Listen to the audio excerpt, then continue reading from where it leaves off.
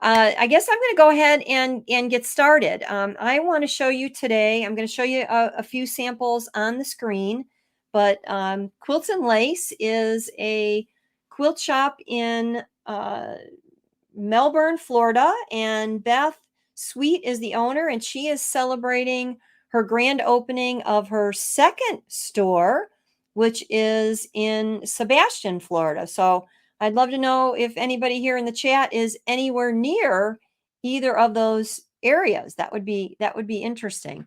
Um, Beth and I go pretty far back. We met originally at one of the brother conventions, and then in 2019, Beth had me come on board, literally on board, when we did a quilt cruise, and we had a blast. We had over 20 people join us on that cruise. Maybe some of you are here today.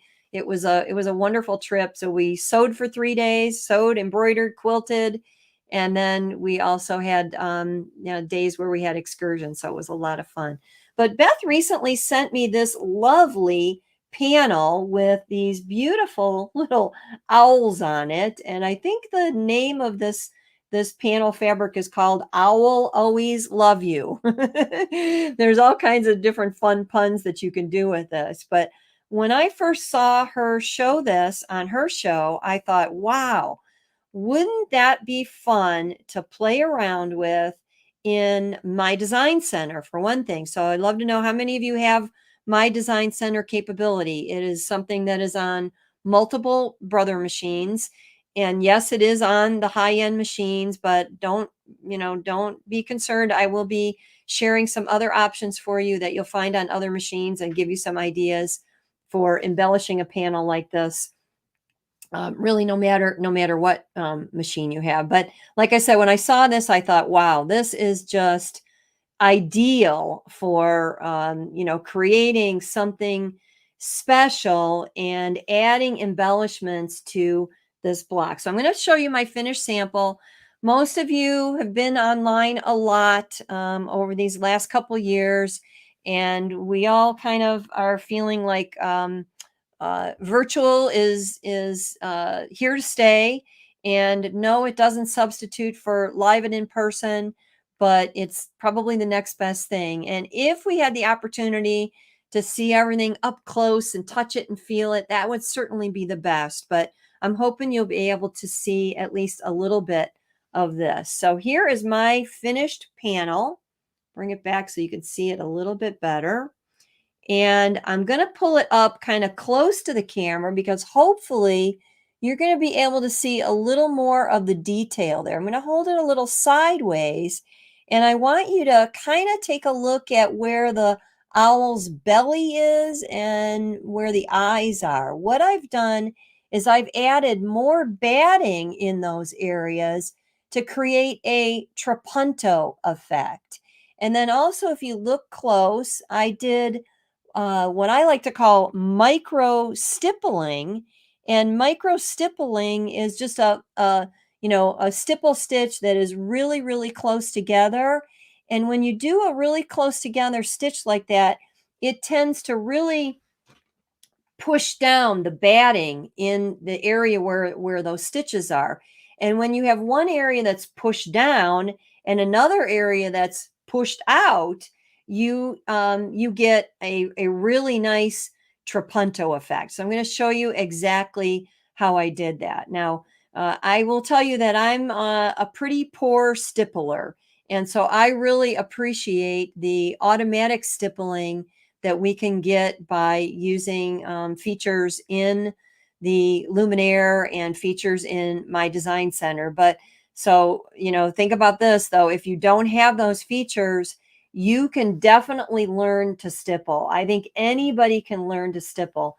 Just on a little side note, I don't know how many of you have tried free motion quilting. How many of you have tried free motion quilting? Let me know. And how many of you have felt like a failure at it? I will readily admit that I have taken multiple classes and I have not accomplished much. However, I think the reasoning why I failed at that was because most of those classes were showing me how to do feathers and how to do freeform flowers and how to, follow a specific pattern. And to me, it's almost like trying to start out, learning how to spell with using the biggest words in the dictionary. We all need to start at step one. So step one in free motion quilting would be stippling. And like I said, I truly believe anybody can do this. So on a regular machine, if you don't have the capability that I'm going to show here today, all you would need to do in order to set up for free motion stippling would be to lower your feed dogs or cover your feed dogs. Most machines have the ability for you to flip a button and it will actually make the feed dogs on your machine go below and stay below. And then you would need some sort of a free motion foot. And there are a variety of different ones, but a very inexpensive, very basic one is just simply called a darning foot. And if you go to the shop, like go to Visit Quilts and Lace or your local sewing machine dealership and ask for a darning foot, they should know exactly what you mean. And that will have some sort of like a spring-loaded mechanism on it, so that what happens is as you're doing a straight stitch without the feed dogs, you become the mover and shaker. So you just simply take that fabric while it's under the needle and swirl it around. And with stipple quilting, if you leave space in between, and if you look, there's space in between those stitches, then it's called stippling. If you happen to cross over one stitch over another, you just rename it and you call it meandering, and nobody knows the difference. And you just say, I was meandering, not stippling, and it's all okay. So Kim is showing there a free motion quilting foot. Depending on your machine, it may already come with it. So check that. But I highly encourage you, if you don't have this capability, to please give it a try. Take a scrap of fabric, layer it with some batting, layer it with some backing, and just go for it. The more you do it, the better you get. And the more you forgive yourself and say it doesn't have to be perfect, I think the more fun you will have. So that is definitely one of the features that you will find there. The other feature that I put on this particular panel is some additional decorative stitches. Now, I did do this in embroidery mode, but we will be showing, sewing mode as well here today. And when you're in sewing mode, we all have decorative stitches. They are, plentiful in most machines. And even if you have just something simple like feather stitches, you can consider using those to embellish border areas. And in particular, when you have fabric that is plain, this is plain ordinary muslin, or you have a small pre-printed fabric, I think it's ideal for adding decorative stitches because you're able to tie in the color scheme with whatever else you have in your block or in your pre-printed panel, and bring in those additional colors. Maybe you have decorative stitches that mimic some of the patterns that you find in your panel. And you could just do multiple or single, depending on the size you have for your decorative stitches, rows on that plain fabric and add that as an extra embellishment. So far we've talked about embellishing with stipple stitches. We've talked about embellishing with trapunto. We've talked about embellishing with decorative stitches, and we will talk about a few more things as we go along here. Okay. So I wanted to show you that, and I think I'm going to go ahead and show you just a couple more samples while I have on the big screen here. So here is an example of another idea for stitching those borders, and I'm going to show you exactly how I did this. But this sample here, if you look close, you will see 2 rows of the exact same decorative stitch. And I call this shadow stitching. I don't know if that's the right word, but when I was playing around with the idea, I thought that's kind of what it is. It's like shadowing, where you have one lighter and one darker. So this is just I picked a light blue and a dark blue, and stitch those rows with just a little bit of space in between. So again, I'm going to show you exactly how to do that, but I want to show you another couple samples. And while I'm showing you these, if you have a Brother machine, I am a Brother ambassador, so those are the machines I use. See if any of these stitches look reminiscent to you. You know, are you catching these stitches and saying, "Oh yeah, I've seen that one." Maybe you've never used it. So consider you know, looking up your decorative menu. There's another one there, just simple swirls. Again, I picked a darker pink and a lighter pink, and this technique gives you the chance to play around with your decorative stitches as well. All right, what I wanted to talk about next is on the sewing side of the machine, using a walking foot. I'm going to go ahead and bring my sample back here. Using a walking foot or a digital dual feed foot to add additional quilting. So what I've done here is I've quilted outside the border. Remember, I've got a layer of batting there, and I want to make sure that I've got all of my layers quilted together. So I'm going to do what we all like to do. I'm going to flip around and let you see the back side. Okay, so I've got a small piece here, a little bit tiny. I don't really need a lot of extra quilting. So I just used a walking foot to add some additional lines here and a quilt around my my panel. Hey Beth, I see that you're there. Yes, How's things hello. going? How's things going on your end? I did just fine. Can you hear me, Joanne? I can hear you just a little bit. I'm going to go ahead and just move right into showing some of the walking feet. Okay. Okay, very good. And I brought some over so Kim can share on the camera those. We're so busy. We're showing machines, which is Okay, nice, great. but we're all getting pulled away. I'm going to do a real quick little overview on the screen, and then I'll switch back over to my machine, and I'll do a little bit of quilting on another panel that I have set up. But before I go there, I just want to tell a little bit more about how I finished this. I know I'm speaking to quilters here in the shop, so I know a lot of you are very, very experienced. But this is just a fun little way to get some practice with a panel. Sure, you could use these to make an entire quilt or a larger wall hanging if you want, but they're so much fun to just take one and isolate it and then add some extra accents to it and turn it into a little wall hang. So I just want to walk you through how I did it. I finished my panel, did all of the embroidery. And that was all done just on the layer of the panel and the batting. And then I went ahead and added a layer of fabric as a backing. So I chose this uh, beautiful leaf print. And then I used my walking feet to quilt some additional lines here, some rows here to quilt right on the edge of the border there.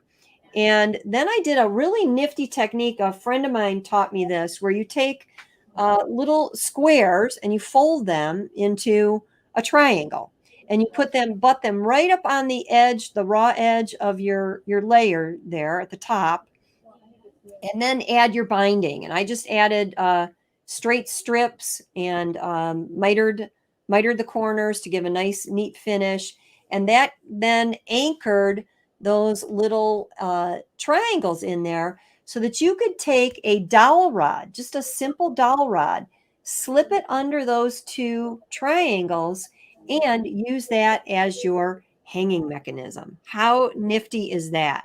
That is just like so simple and so much fun.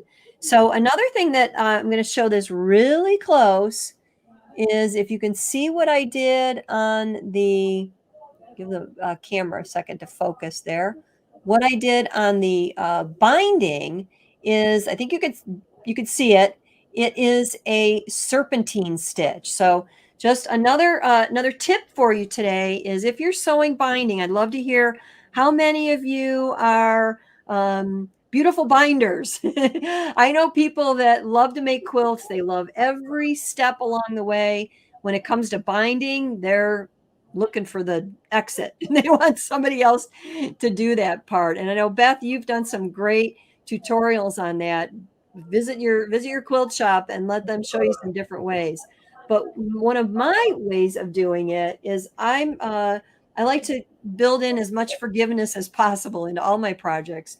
So by selecting that serpentine stitch, I'm going to try in the back and see if you can see it. I think you can see it. It's a wavy stitch. I forgot to clip a thread here too. So we all find that on some of our projects, don't we? But that wavy stitch allows me to stitch from the front side and be sure that I catch all of the binding that I've wrapped around to the back side with that stitch because it's wider than a straight stitch. So I encourage you to experiment with either that stitch or, again, the feather stitch is another one I've used a lot for this, even a zigzag or any type of stitch that will walk from side to side. And especially if it has, a way for you to line it up in the center, you can finish your binding really quick and really easy and be sure that it is caught in every place where it needs to be caught. So I'll be, showing you a little bit of more of that accuracy too. So I see a few. Robin, she's used the serpentine stitch to quilt.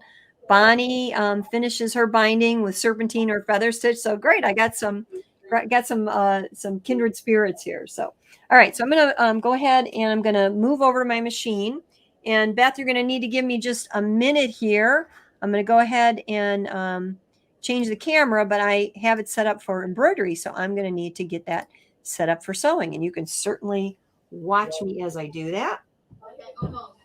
And as I do that, I'm going to actually show you some different feet. So what do I have here as the first foot to show you? It is the digital dual feed foot, also known as the Move It foot. And what makes this foot so unique is that it is belt driven. So right here in this area, I'll light that up just a little bit better for you. In this area, we have a rubber belt. And when this foot is plugged into the back port on the machine, and how do you know if your machine uses a Move It foot? It has to have a port on the back of the machine. If you don't have that place for it to plug in, then you know you don't have that capability. I'm going to be showing you another option, so stay tuned. But if you have that, when that is plugged into the machine, it now can be controlled with the computer controls on the machine. And what that means is you can set this foot so that the belt moves a little faster or a little slower. And I'm not going to give you a full tutorial on the Move It foot today. I'll paste a link into the comments here for a whole program that I did on that. And I encourage you to watch that on my Let's Go Sew website. But basically, to put it really simply, when this belt is set to move a little faster by selecting a higher number on the control on the screen, it helps ease your fabric in. So if you've ever, quilted or sewn a binding or sewn fabrics that move away from one another, if you've ever wanted to ease that layer in a little bit so that that layer is not, moving on you, by setting that belt to go a little faster, it will do that. On the opposite end, an end we don't use very often, but on the opposite end, we can set that to a lower number, and that would be in the minus range on the screen. So that belt moves slower. And when it moves slower, it literally creates a pulling effect. And that is known in sewing as taut sewing. And it's probably more common when you're doing garments. If you've ever sewn silks and silkies, and you've had to literally pull from both ends while you're sewing, that mechanism will do that for you. Now, the beauty of this foot is not only that it's dual controlled here, is that it comes with multiple accessories. In fact, there's even a new updated foot that I don't happen to have here, but I know Beth has it there. And that new updated foot is shallower in this area right here. And if you have the opportunity to purchase that foot, you will find that it comes in really handy when you're using this foot on bulkier projects or thicker layers. This one works fine on a thin layer. and it's great for a lot of projects. But having that foot with a higher space here allows for thicknesses to go under that foot more freely and more smoothly. So if you work with thicker fabrics, you will find that foot to be a big benefit. But back to the options for this foot, these front feet just snap right off, and there are multiples available. So I've actually got the open toe one that I'm going to work with here in just a minute. But I want to show you a few more options. If you have either one of the styles of these feet, you can use a 1/4 inch foot so that you can use that for your piecing. I'm going to go ahead and set that down so you can see that. It's got an edge guide so that when you're in straight sewing mode, it will perfectly align the raw edge of your fabric with this edge guide, and you will get a perfect 1/4 inch stitch. It can substitute for the 1/4 inch foot that we're used to using for traditional patchwork. And again, comes in really handy, especially when you're working with fabrics that need a little bit more care and a little bit more coaxing. Another foot that you'll find, and check your feet that came with your machine, because sometimes you'll have multiples right in your package, is the closed toe foot. And the closed toe foot is really good for giving a little bit more control and a little bit more pressure in the area where your fabric is under the needle. So I tend to use this one more for sewing. I tend to use the open toe one more for quilting.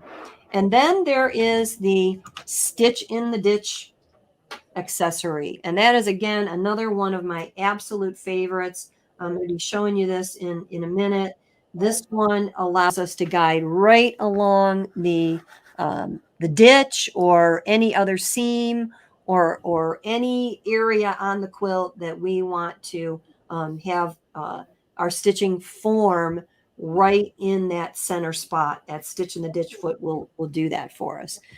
You may also have a couching foot. I know Kim, who's there at the Sabastian store, has done fabulous, phenomenal things with couching, and this foot allows us to do couching by just putting yarn right through that little hole that's on the foot. And again, all of these snap right on. Now you've also got options for quilt guides. So I'm just going to lay these on here for a second. Quilt guides are another option, and these actually attach right to this area on the foot so that you can have even spacing. So if I slide that right in there, I can evenly space stitches to the right or to the left of my stitching that's already on my fabric. Comes in really, really handy. All right, so we'll be using that walking foot in just a minute, but let's talk for just a minute here about what I would call a traditional walking foot. So I've got two of them here. Now, the beauty of the traditional walking foot, see, it's a little bit, you're not being able to see that real good. So the traditional walking foot, you can find a walking foot for virtually every machine that exists in the modern sewing world. So you can do very similar things to what I've done with this Move It foot with a walking foot if you don't have Move It foot capability. Now, here you see again, I've got two different versions. I've got a closed toe and I've got an open toe. Once again, I will tell you that I use the closed toe more for actual sewing, and I use the open toe more for quilting. And why is that? Well, whenever we have a closed toe area, we have a little bit more pressure on the fabric. And the thinner your fabric is, or the lighter it is, the more slippery it is, the more control you need right underneath the needle. And having that area closed in will put that amount of extra pressure on there for you. However, when we're doing quilting, we very often want to see right where we're going. We're following a line, or we're following a seam, or we're outlining a pattern. And having that open toe area gives you maximum visibility.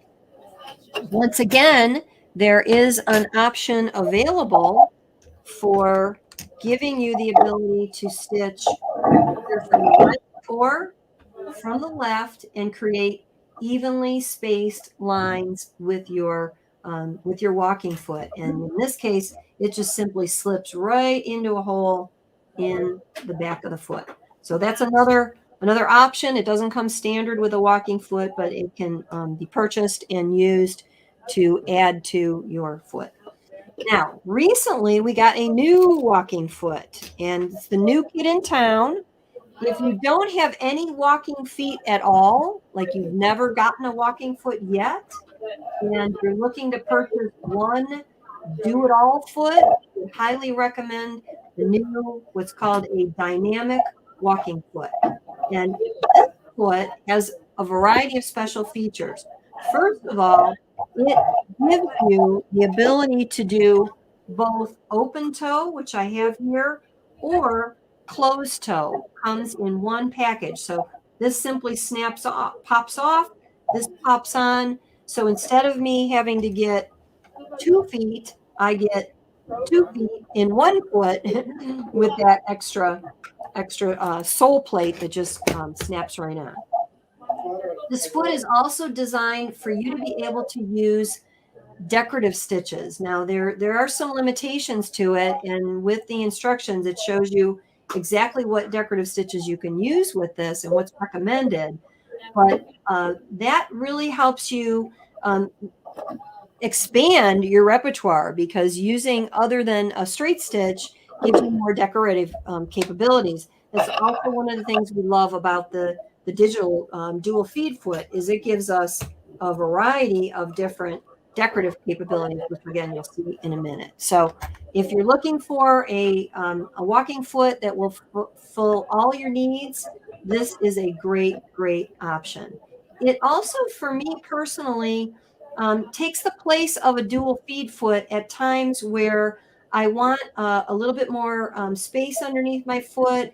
I want a little bit more visibility, and I don't want to switch to that bigger foot. This will give me a little bit more visibility because just the overall foot is smaller, and I have a little bit more area that I can see on my fabric. This is a low shank foot, so that's important to keep in mind. If we're adding it to a machine such as the Luminaire, a Luminaire is a high shank, so we need an adapter, and there's a little adapter that you can get, and when that slips in there and you screw that on the machine, it puts that foot on to the perfect height. So any machines that have a high shank absolutely need this adapter used with this foot. So again, I'll paste in a minute the link for you, and that will give you a whole tutorial on all of those feet, very detailed. And I'm going to go ahead and I'm going to just move the camera a little bit. I'm going to tell the machine I want to switch over to sewing, and when I do that, it's just going to literally park the arm. My embroidery arm is now all the way over to the left. Get my handy dandy screwdriver, and I'm going to take off my embroidery foot. And there. That I can't. Very quick and easy to switch from embroidery to sewing, and not have to do a lot of fuss. Normally that screw stays right in there. You don't even have to take the screw all the way out, but I unscrewed it a little too much. So I'm going to now attach the Move It foot. You don't need any adapter for this foot. Just screws right on. Okay, like that. And then I want to always make sure that I plug it into the back. Now, I'd love to know if anybody here has used a Move It foot and forgotten to plug that in the back. If you don't plug it in, it is not going to work for you. So I'm going to move over to my screen here, and I want to show you in settings what it would look like when we have the dual feed foot plugged in. This is now the screen that I would go to where I would be able to change. If you take a look at all these different numbers, I can scroll through. 00 means that belt is just moving normally, but you heard me talk about before the ability to make that belt move faster or slower. So if I want that belt to move faster and I need to ease my fabric in a little bit, I can simply experiment with all of the different settings here. A lot of times I like it to actually ease a little bit. So I'm going to set that for plus 03. But if I needed to do the stretching effect, that's where I would go into the minus range. So I've already tested that, and I found 3 works really good for the layers of fabric and batting that I have there. All right, so now I'm going to get this threaded up. I'm going to put some bright orange thread in here.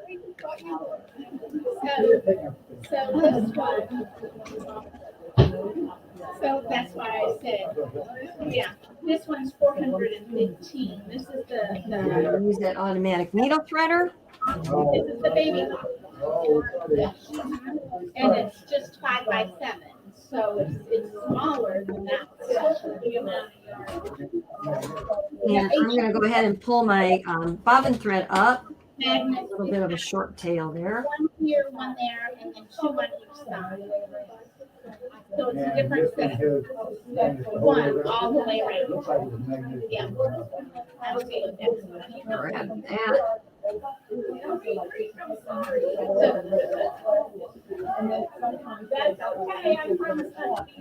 Yeah. Then you would be using it. All right. So I've got a panel already prepared here. No. And before I stitch on that, I want to go back to the screen and I want to show you what happened when I plugged that dual feed foot in. Is it literally turned off some of the stitches on my machine. So it's telling me this would not be a good choice. So we have eliminated that choice for you. And I love it when the machine helps me from making a mistake. But if I go ahead and I go down to different stitches, I've got the ability to use a whole lot in the stitch menu. Because all of these are not grayed out, they're still lit up. It means that I can choose any one of those. And I talked before about using the serpentine stitch. There's the serpentine stitch there. There's the feather stitch. Some of the ones that I like to use for quilting are stitches that will stitch on both sides of your seam. So I'm going to go ahead and just pick this one today. This is another one of my all-time favorites. And we're getting a few people that say if you could mute the sound from the shop, that would be great. So you might want to try doing that. All right, so I have selected that stitch. Of course, I can play with the width and the length. Generally, when I do quilting with any form of a decorative stitch on the fabric, I will increase my length a little bit. That just spaces out your stitches, gives it a little more breathing room.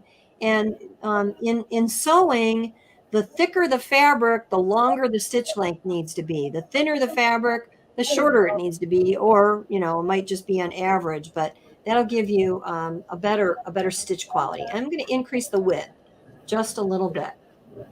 All right, so I am set and good to go here. I'm going to slide that back over so that you can see what I'm doing. I'm going to zoom in a little bit there. And I'm going to go ahead and use, actually I'm going to snap this foot off, and I want to use my stitch in the ditch foot.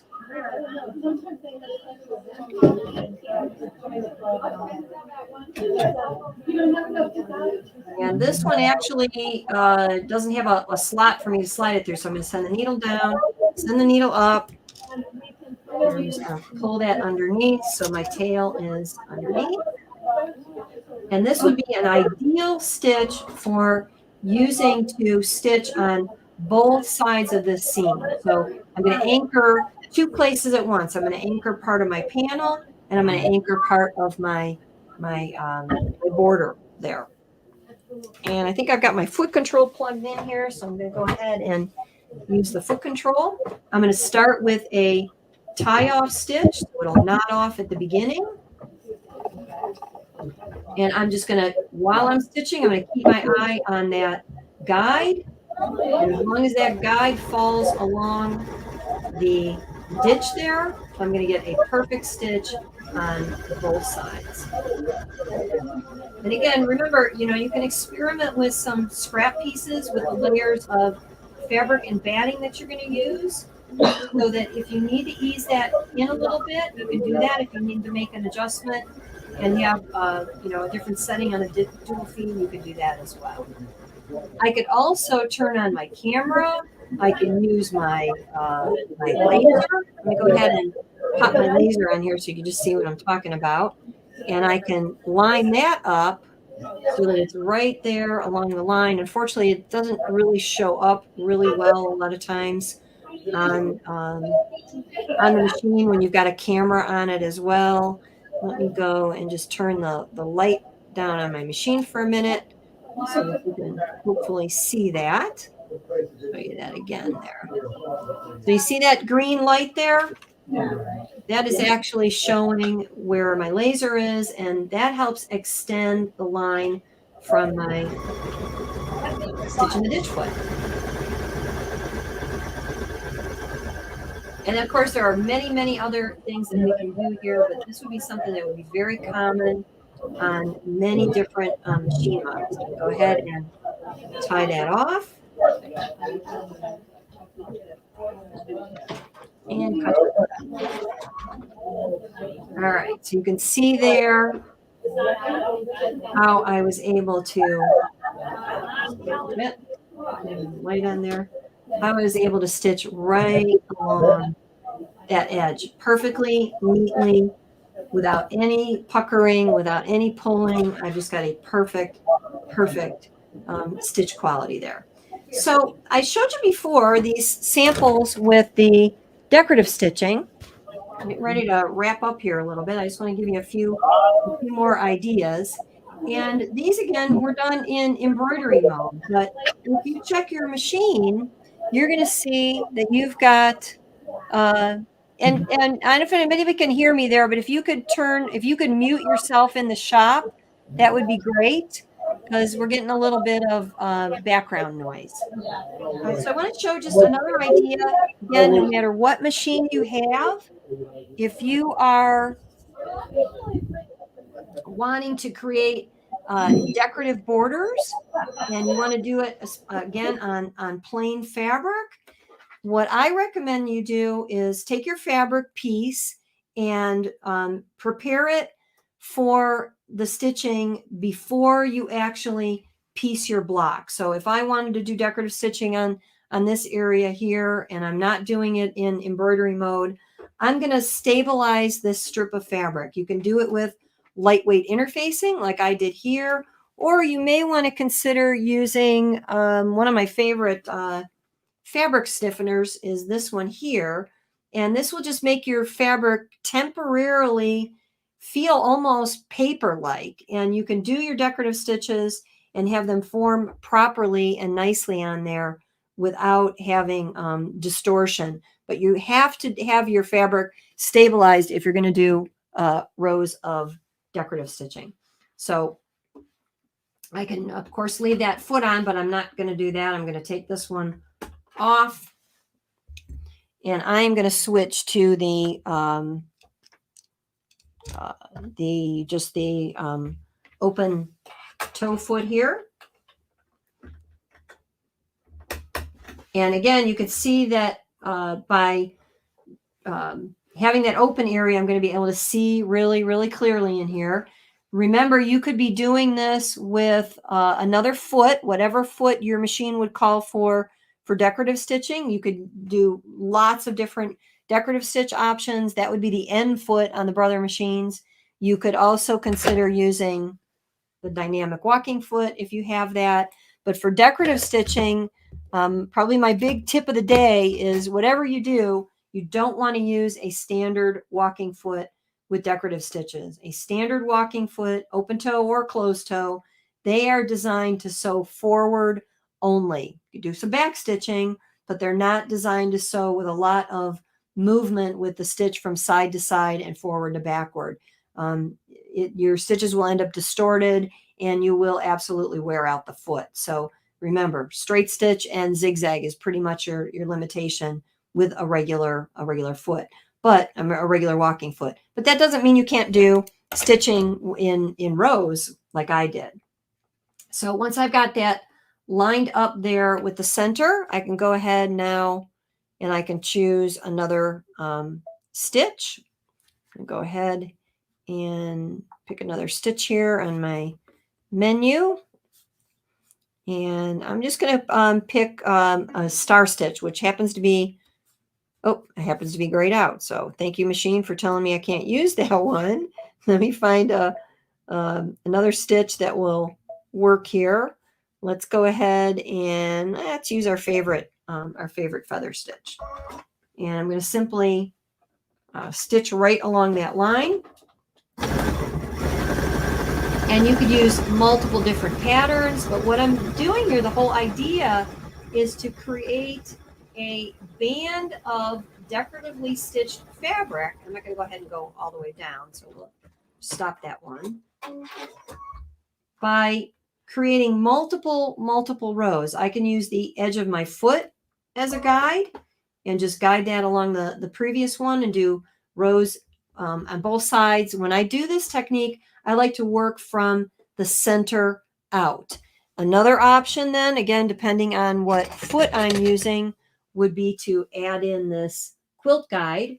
And if I slip that in, I could position that so that my spacing would be equal from the line that I've previously stitched. So lots and lots and lots of different ways to add embellishments to your panels, to add embellishments to all of your quilt projects using either all or some of the techniques that I've showed you here today. So let me get back over here to my regular camera.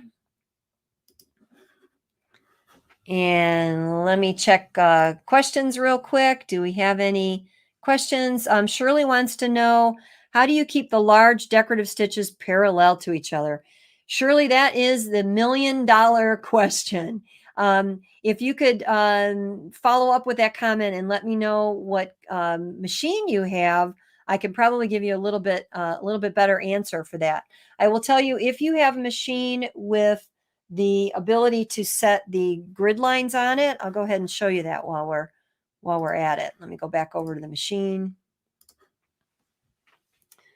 Okay, and we'll just get this over onto the screen. If you have the ability to use the guideline marker and use the grid function there, when you select that, it brings up a beautiful large grid on your fabric. I'm going to scoot back over so that you can see it there. Zoom in a little bit. Okay. So when you have that grid there, what it helps you do is keep aligned with whatever your previous lines of stitching, and having that grid gives you multiple parallel lines. So it just helps you keep from moving the fabric. When you stitch out those large multiple stitches, they have so much movement that without you even knowing it, you start to steer your fabric at a little bit of an angle. And if you can see that as soon as I went in an angle, my grid lines went in an angle. So when you have your grid lines consistently straight, you'll have a much better success keeping those large decorative stitches straight as well. All right, let's see. She has the dream machine. So, all right, Shirley, then that means you don't have that grid function. However, you do have the laser function so that you can use that to help keep you parallel. The next best thing to those grids would be to literally draw in lines. So let's take this for an example. If I wanted to do the large pattern decorative stitches that have all that movement, and I wanted to keep that straight, I have one center line that's going to help me. But if I draw another line perfectly, parallel on both sides, again, what that's going to help me do is keep from accidentally sliding that fabric a little bit sideways. And the motion of the stitches kind of creates that movement a little bit. So having another line here and another line here means that I can consistently keep that level. It's almost like when you're driving on the highway. If you've ever been on a road where they didn't have the lines on the side, it's a little easier to start drifting. Having those additional lines on the side will help keep you on the straight and narrow. All right, let's see. Let me scroll through and see if I missed any questions. Go back up a little bit. All right. I really appreciate everybody here hanging out with us and, rolling through all of the glitches that we had. Maybe we'll be able to edit this video a little bit and have it up on YouTube so that it's a little bit more precise and kind of pull out some of those parts that were a little bit rocky in the road. All right. I think I pretty much caught the questions. Hi, Alan. Good to see you. If I missed any questions, please pop them in again here so we can get those answered before we close the show out. So, Beth, you want to come back on and say hello and see if you have any questions there? Hello. Yes. So You're muted. No, I am muted. Okay. You're good. No, I'm very silent. Good. Oh, you finished it. Excellent. So again, has anybody tried this little nifty method with creating those little corner pieces so that all you need is a little dowel rod there? Makes it really easy. Really easy. Let me put my camera. Yes, Shirley, helper lines. That's exactly it. Give it a try. You will find it really makes a difference. So we were showing another machine over there. Okay, good. Do we have all the questions kind of answered? Do you think? I think so. Go back. I think so. Yep. I'm pretty much seeing the ones that are coming through here. I don't know what you're seeing. I don't have Facebook pulled up, so I don't know if you have any on Facebook, but. No, we did it all on YouTube. All right. Okay, Joanne, very thank good. you so much for taking the time to, do all the work in advance and then all the time here today. It was wonderful to be with you. Congratulations on your grand opening there. My son just arrived, so we already put him to work. Great. He walked out with a Still Air. Yep. So somebody just walked out with Still Air, so he helped them exit with that. And what was I going to say? We had 90. Is it 90? Something like 90 people have been here today. So that's great. Wow, that's wonderful. Wonderful. I'm just seeing a couple more comments come in. Pat says she uses the corner pieces often. So good for you. While I'm still here, let me show just a few optional hoops. So again, the hoop that I was using is the 10 5/8 by 10 5/8. The square hoops, they don't look square, but the actual stitch area in each one of them is a square, is a perfect square. Of course, I know, Beth, you sell the dime magnetic hoops, which I'm a big fan of those for quilt blocks. They work wonderful. This is an 8-inch hoop. I use this one a lot. I also have a larger one, but the 8-inch hoop is a really, really nice size for lots of different blocks. Another one of my favorites. We'll have the dime educator here tomorrow. So yes, that's right. Great. On the Brother 10 needle. Another one of my favorites is a 6-inch hoop. This is a 6-inch square. It's an optional hoop, but comes in handy again for, if you're only doing a really small area on a panel, on a block. The smaller the hoop, the better the hold and the less excess fabric you need or stabilizer all around there. So another one of my favorites is the 9.5 by 9.5. So, I have them all and they all come in handy. So whatever size you need. Oh, and it turned out so cute. It did come out cute. I had a little glitch in my demonstration there where I missed something. So I'll go back and I'll do another little video shot that you can post somewhere, doing it the right way, because I got just a little crossed up and didn't want to waste time going backwards. So It's hard when you're under pressure. Yeah, you know, we had a little rocky start, so that kind of throws you off a Oh, little that threw sometimes. me off too, I tell you. And we practiced this, Joanne. We We did. did. All right. Linda says great tips. Thank you. Linda, Thank you, Linda. Thank you, Linda brought some Robin. beautiful flowers for me to share here. So she and her sister Suzanne. So that was lovely. How nice. How nice. Well, this has been great. I hope you have a great weekend there, and lots of good sales going on, and a lot of fun in your shop. So Thank you. Thank you so much. And I'll let Kim say goodbye too. Kim's been very patiently hi, monitoring. Kim. Good to see you. Good to see you. Have fun. Thanks. Well, thank you everybody for joining us, and look for more from us at Sweet Time Quilting or Quilts and Lace. And Joanne, thank you so much. You'll find me on letsgosew.com. So actually, if you, you know what, give me 1 second here. I'm going to go ahead and paste in the link for the tutorial on the walking feet and the digital dual feed foot. And my original one that I had your Let's Go Sew, and I had all this stuff on there, but this one I kind of quickly entered. All right. I don't see where I can paste that into the chat. So we'll put that, maybe you can put that in an email that you send out and people can link to that. Okay, or I can post it here too. Is it a long, complicated one to type? It's long. Yeah, it's long. Okay. All right. We'll get it to you either by Facebook or by email. Okay. Very good. Okay. Or I can probably post this later on here too. So send me an email with those links, Joanne, and I'll post it in here. I will do that. I will do that. All right. Thank you, Joanne. Thank you, Happy everybody. For sewing. all right. Bye, guys. Coffee, got any questions? Bye-bye. Bye.